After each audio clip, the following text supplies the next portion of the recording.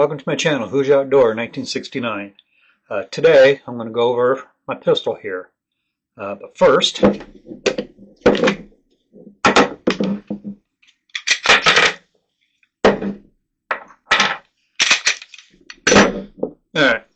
what we have here is Smith & Wesson's M P series of pistol. In this case it's 9mm. When they reintroduced these, I had been without a 45 for forever, so that was the first one I bought was a 45. I liked it well enough that I went out and bought the 40 S&W, and then a few years later, after buying the 40, I bought this one here, the 9mm. My 40 and 45 are all black. This one here, biggest reason why I bought it because I like the two-tone look of it. So like I said, this here's a 9mm.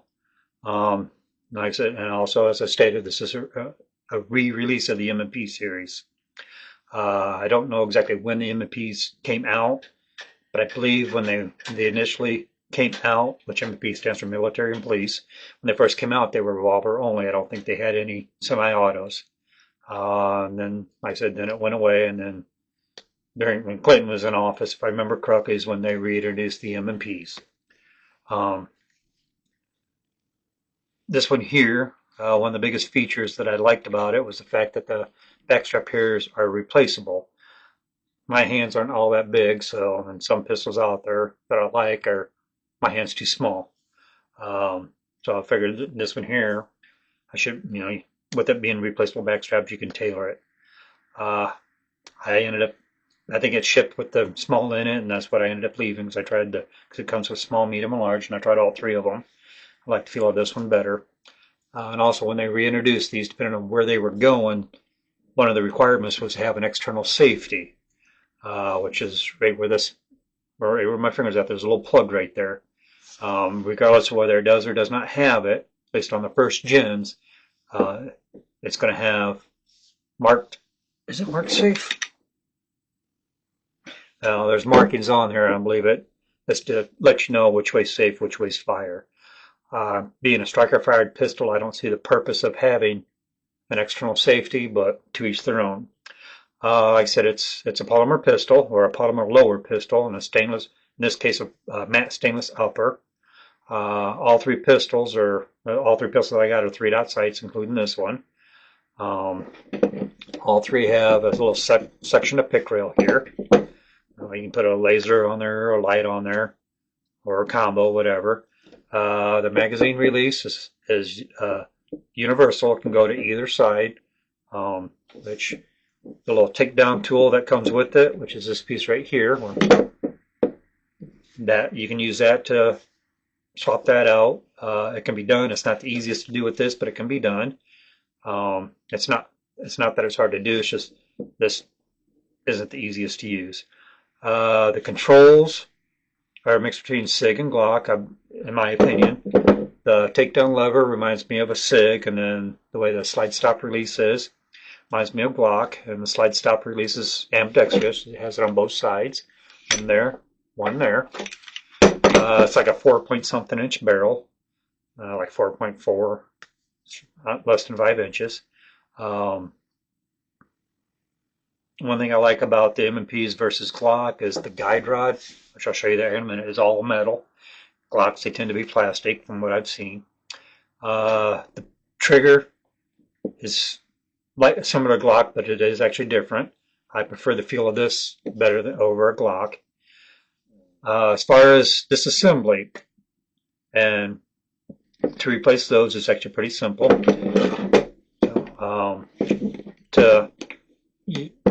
I don't normally use this when I disassemble it, because there's 2 ways you can do it. But you rotate your takedown tool 90 degrees, then it slide out. Some of these fit really, really tight, and some of them don't. And then what you'll do is down inside your chamber area, there's a little S-bar. I'll put it back in frame here in a minute. Then I'll show you the S-bar once I got it disassembled. But you'll reach down in there underneath the extractor, or ejector, I'm sorry. Flip that S-bar down, set that aside, then rotate the lever down.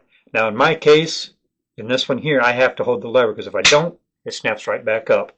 My 40 and 45 don't do that. So I rotate it down with one hand, put my thumb on there, pull the slide back to release the stop, and then it slides right off. And once the slide comes off, you don't need it on there. The takedown lever actually ties into where the recoil spring is. I think in this case, that's for some reason, that's why it keeps popping forward. Now, I don't know how well you're going to be able to see. Let me come up here a little bit. This is your ejector. And then right below it, you can't see real well, is this S-bar I was talking about.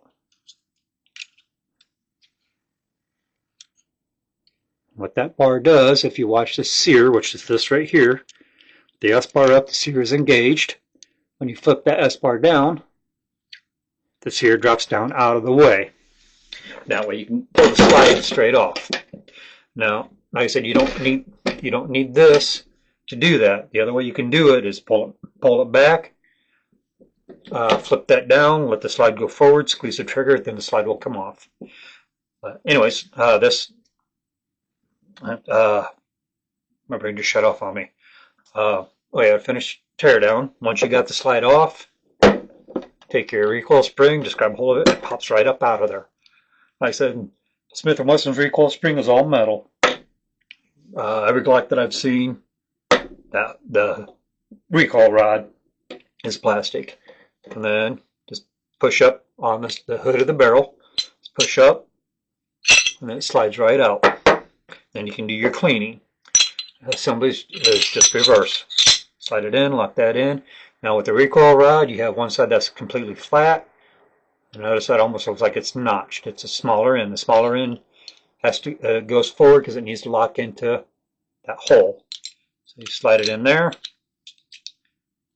then just push forward, and you'll feel the rod drop down on the little hood of the barrel, on the locking piece of the barrel. And then when you go to put it, and then you put it back together, and then pull it back. This will lock in, and you're all done. All right.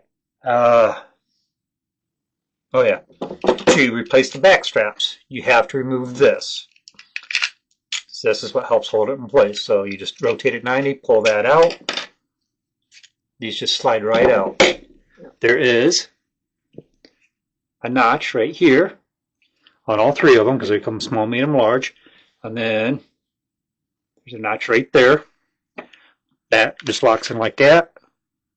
That's how simple it is. Now, if I remember correctly,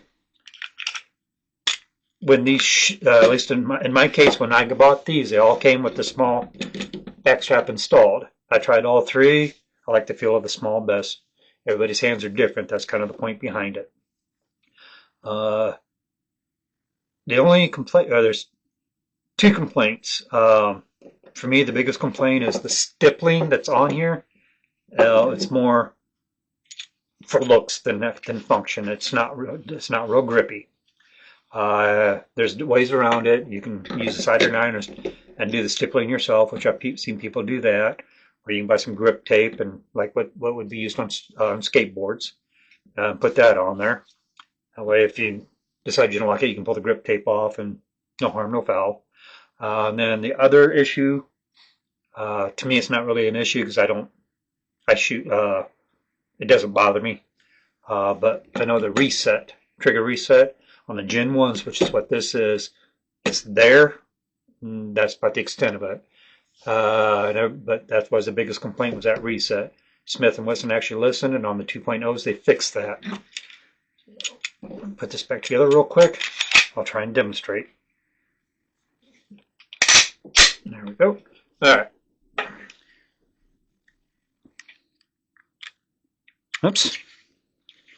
Hang on a second. Forgot to reset that Z-bar. All right. Okay, that's the bang. Now as you start to release, right about there was the reset. It wasn't very audible. On the 2.0s, that would be more like what the reset sounds like. I know Apex for the Gen 1s have a whole trigger and sear assembly to fix that. But like I said, for me, it's not really an issue. Like I said, it doesn't bother me. All three pistols have been very reliable. The only issue that I've had two issues, and they're both ammo related and they're both operator related. On this one here, I did have was having failure to feed. It took me a little bit to figure it out because I used lead bullets, and when I was reloading the lead bullets, I didn't have them seated deep enough so they wouldn't go all the way into battery. Once I figured that out, I have had zero problems out of it. The other issue I had was on my 40, which was an operator induced error. Just it was fatigue brass. I had a case head separation, which shut the pistol down, which I have a video up about it.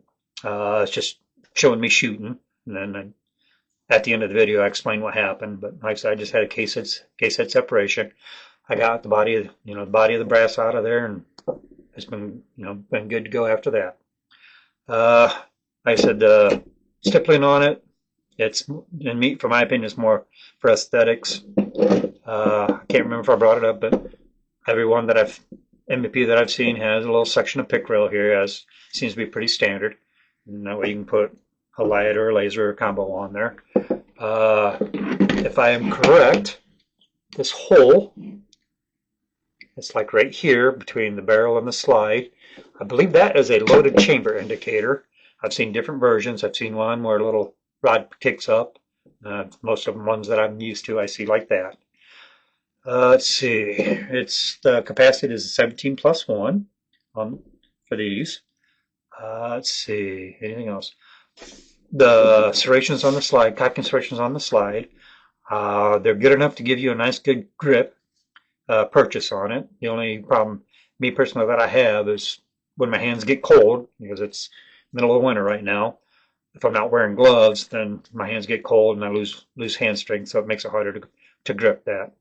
Oh yeah, the only flaw, if you want to call it that, that has happened is on the sights. They're 3-dot sights.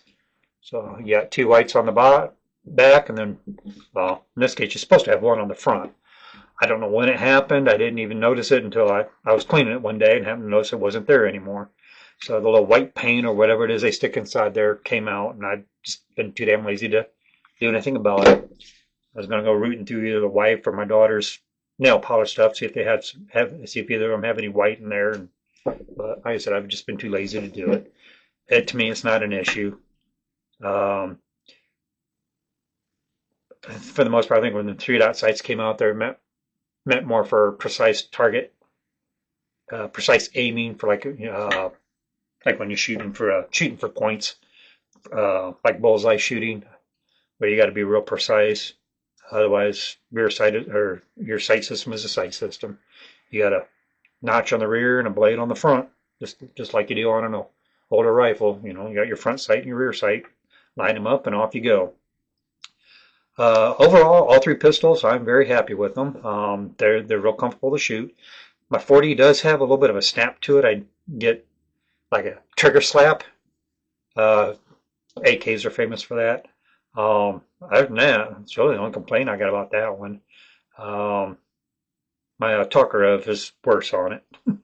Might do a video on that down the road. I don't know. Like I said, all 3 barrels are like 4.3, 4.4 inches. They're all less than 4.5 inches. None of them are threaded, which I may, since they killed the suppressor tax, I may change the barrels, get threaded barrels so I can buy a suppressor. I haven't decided yet. Other than that, like I said, I like the pistols. I like them better than Glocks. Not that Glock's a bad pistol. It's a very good pistol. Just to me, they're too ugly. That's just me, though. Let's see. I know you got your Gen 1s, which is what this is, and you got your 2.0s. Then you got your Performance Shop 2.0s, which I don't know what the difference between a standard and Performance Shop is, because I've checked both out. And then now they come out with a RMR cut, where you can put a red dot on here. I don't know if that's, well, I guess that would be Gen 3, since red dot's all the craze right now. I think the only thing I would probably change in all three of them, which I would do the same to all three, is I would do, eventually I'm going to do something about the stippling, but I've been saying that for, hell, I don't know, since Clinton was in office. So I've been saying it for quite a while and I just never did it. I might just get some like grip tape and put it on there. I think that'd probably be the easiest route because I don't really want to change anything on the body. I want to put it back to factory if necessary. I said otherwise, I couldn't tell you what the price is. I think I paid when I bought these. Uh, I think I paid about $500 for my 45 and 40. I think I paid probably about $100 more for this. I think right now they're between $600 to $700. I'm not sure. You know, everything's expensive and it just keeps going up. Other than that, if you're looking for a good pistol, I do highly recommend the M Ps. They, like I said, for what I do, they've served me well. Anyways, if you've made it through this far into my rambling, I appreciate it. Please like and share and subscribe. And until next time, have a good one.